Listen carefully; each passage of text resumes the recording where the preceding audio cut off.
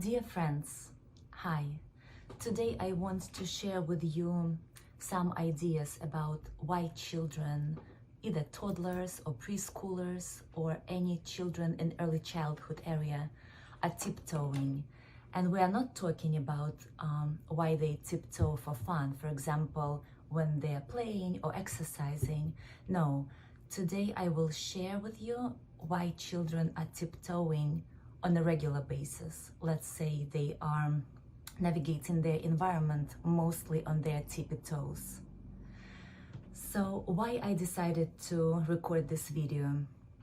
I meet with parents of children with special needs on a daily basis, and I often project. I feel that everybody knows what I know, and I thought that the reason why children in this age tiptoe is a common knowledge for everyone, but the very last drop on that concept, the very last drop why I decided to record this video, is the information from one of the young moms who shared with me that the pediatrician suggested to see podiatrist, and podiatrist prescribed braces for a child who is 3 to 4 years of age and tiptoeing.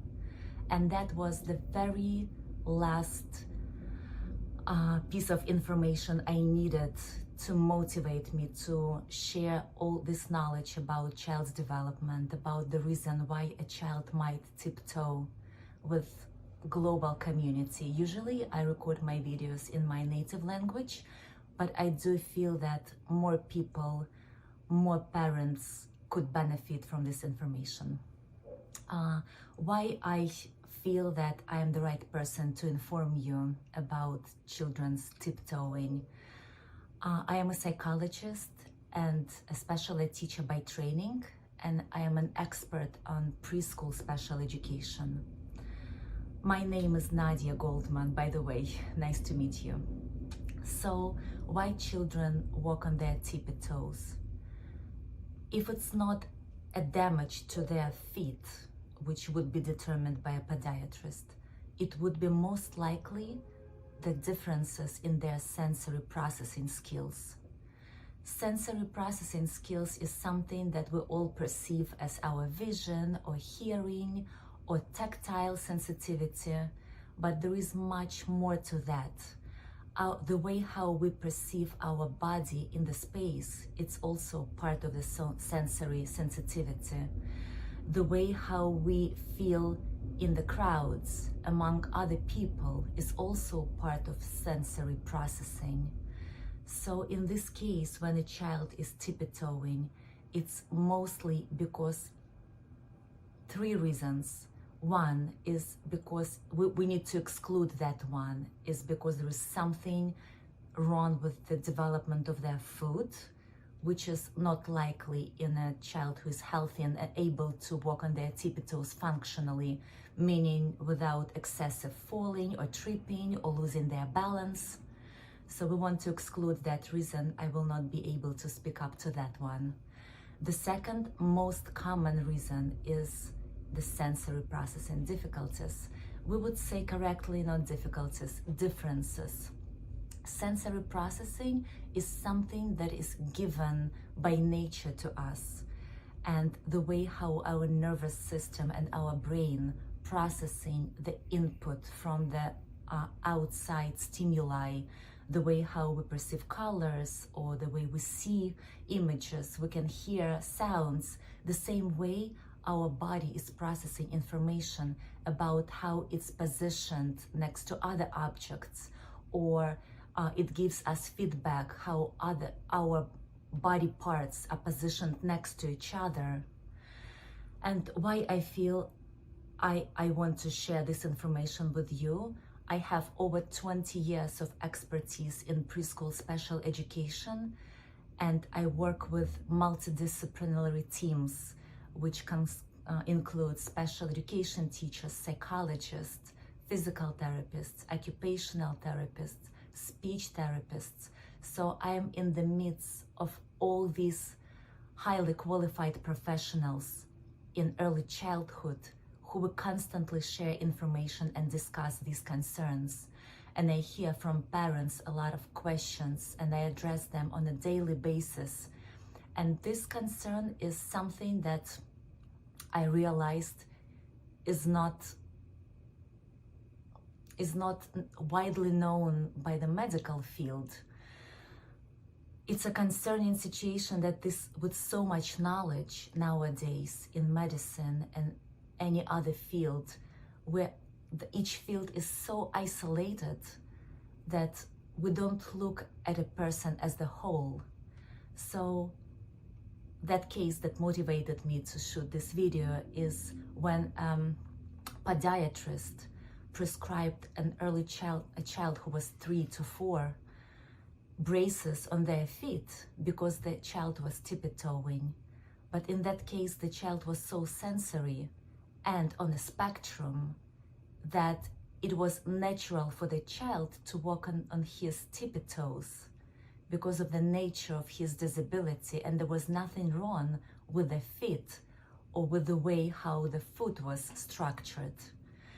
So that was something that I couldn't really hear from a parent. So I wanted to inform the whole community, whoever is interested, if you want to know about this topic, so I am sharing with you. So sensory processing is the main reason why a child will be tiptoeing. Okay, and why it's happening. So another reason, I said that there are 3 main reasons, is I want to mention one more reason, is when a nervous system is not fully mature, not fully developed, and the child who will not have sensory differences in the future might not feel their toes or their feet properly, so they might walk on their tippy toes to have more input, more weight on their toes, so the child would be able to feel their body better. But that will fade away soon. That will fade away by 3, when the nervous system is more mature. But in case if the child is given that kind of sensory processing skills by nature, and it will not fade away, and the child is tiptoeing, that might last up to the age of 5 to 6, and very few adults continue to tiptoe. Why it's important that it will this issue will go away? It's important to know that sensory processing issues do not fade away completely. And the way to address that is only through awareness. And the child is able to be aware of their body positioning, of their differences after the age of 5 to 6 years old. So when they are 5 to 6 years old, we are able to work with them to show how to walk, to play a game. For example, you can play with your child a game like, let's pretend we're a tall person and you stand on your tippy toes, and then now let's pretend you're medium, and then just don't bend your knees but just touch your heel to the ground. And now let's make believe you're a very short person, let's bend your knees. So by a child being aware how the body is positioned, to feel their heels and toes and the whole foot on the ground versus how they walk on their tippy toes, just by bringing that awareness to the child and practicing through game how to position their body differently, how to walk from heel to toe, that can change their style of walking. But not by braces, and not until they are ready. And in preschool special education, we don't really address child's tippy-toe walking if it's functional. If a child can walk from a sit, let's say, to a circle time, or from a circle time to their table, and they can carry their tray and put it to the garbage and throw it away, without losing the balance, we wouldn't address that until the child is cognitively ready to correct that with our help through game. And we wouldn't, of course, we wouldn't shame a child that, look, somebody is walking this way and you're looking that way. it's not helpful. So just being patient, being loving, being caring for your child is all what they need, not braces. One of the very effective methods to correct any sensory difficulties, any sensory differences is brushing. And it's a technique that occupational therapists successfully apply, implement with young children. And if you are interested, in my next video, I will explain how you apply brushing and what else you do in addition to using that special textured and size brush, in which direction you do it, how often, and how you put input on the joints, and why it's important specifically to put input on the joints to have the technique effective. I will explain it in my next video. So if you are interested and you are anxious and you want to know, you can always Google up brushing technique, and occupational therapists explain it. But I found that now I was searching and studying. I'm a person with sensory differences myself, so I wanted to study why it works. So it's not so easy to find that information, but I found it from neurologists, and I want to share that in my next video. So I hope that your toddler or your preschooler is happy walking on their tippy toes, and it will go away over time. Another little piece of information I want to share with you before I say goodbye for today is that a lot of children have sensory processing differences, and it's not necessarily related with tippy toe walking. And sometimes these children with sensory differences are getting overdiagnosed with autism, autistic spectrum disorder. And I don't want you to run into an article or video when they explain that all children on a spectrum are tippy-toeing. Many children on a spectrum are tippy-toeing, but if your child is tippy-toeing, it doesn't necessarily mean that your child is on a spectrum. So just reach out to special educators, reach out to an occupational therapist. But I think it's a great idea to start the conversation with a pediatrician who would be able to guide you further.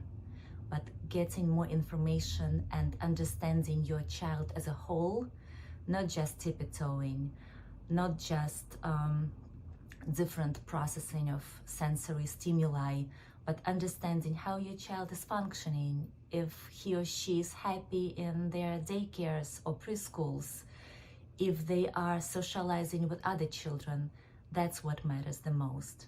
And if your child is happy and healthy but tippy-toeing, I wouldn't be addressing that until they're up to 4 years of age. And occupational therapist would be the best specialist to start the therapy. But conversation will always start with a pediatrician, but not the podiatrist. If you like this video, please subscribe and like it, so more parents or educators could learn about this topic. Thank you for your time. Have a great day. Take good care of yourself.